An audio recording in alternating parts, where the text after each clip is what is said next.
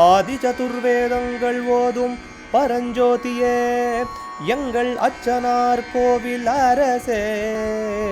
நம்புவோர்க்கு உபகாரி என்பதில் இவரன்றியில் நாட்டில் ஓர் தெய்வம் யார்கான்.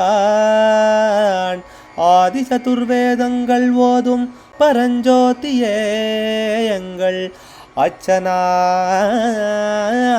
கோவில் அரசே. சுவாமியே சரணமையப்பா. அச்சங்கோவில் அரசே சரணமையப்பா. பகவானுடைய 12வது நாமம் திருப்பெயரை பார்க்குறோம். காம தேஜஸ்வினே நமஹா. காமனின் காந்தியுடையோனுக்கு நமஸ்காரம். காமஹான் இந்த இடத்துல சொல்கிறது மன்மதனை, தேஜஸ்வி என்று சொன்னால் காந்தியுடையவன் அர்த்தம். தர்மசாஸ்திரா கோட்டி மன்மத லாவண்யமுடையவர். லாவண்யம் என்பது வேறு, சௌந்தர்யம் என்பது வேறு. சாஸ்திரங்களில் சாமுத்ரிகா சாஸ்திரம்லாம் உண்டு. இப்படித்தான் இந்த இதெல்லாம் அமையணும் சரீரங்கள்லன்னு உண்டு. இது எல்லாம் சேர்ந்து பகவான்கிட்டேருந்து தான் லட்சணத்தை தெரிஞ்சுக்கணும். ஏன்னா பகவானுடைய அழகானது இந்த இடத்துல காந்தின்னு போட்டிருக்கு.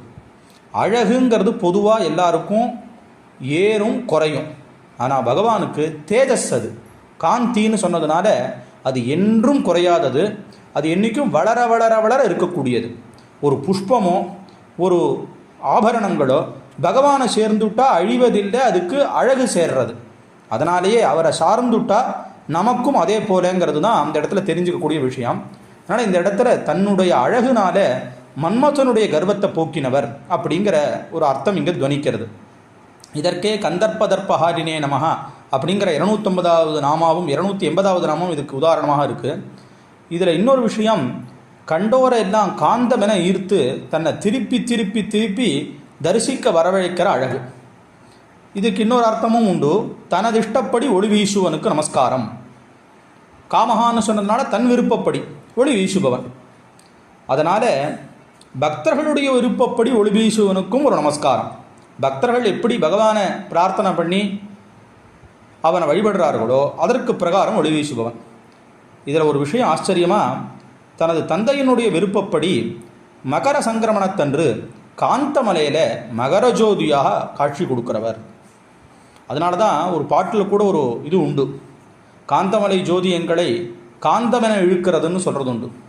இன்றைக்கும் ஜோதியை போய் தரிசனம் பண்ணுறவர்கள்கிட்ட அதை தெரிஞ்சுக்கலாம்.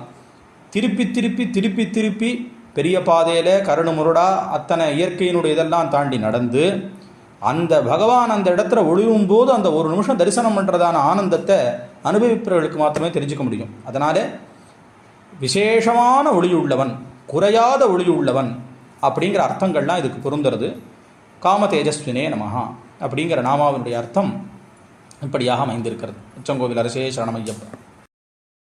அச்சனார் கோவில் அரசே.